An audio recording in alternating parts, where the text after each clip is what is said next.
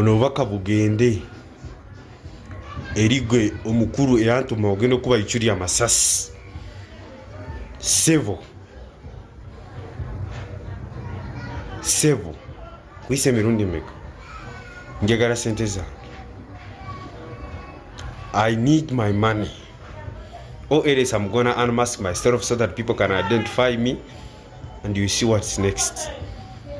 Njagala sente zange tukwesanga muri bariya z'amaanyi nitugenda tukora ebikora ebyokuyiwa omusaayi maziwe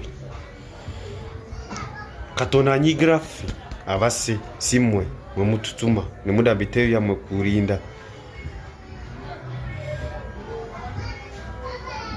Kakati tsebo njagala sente zange.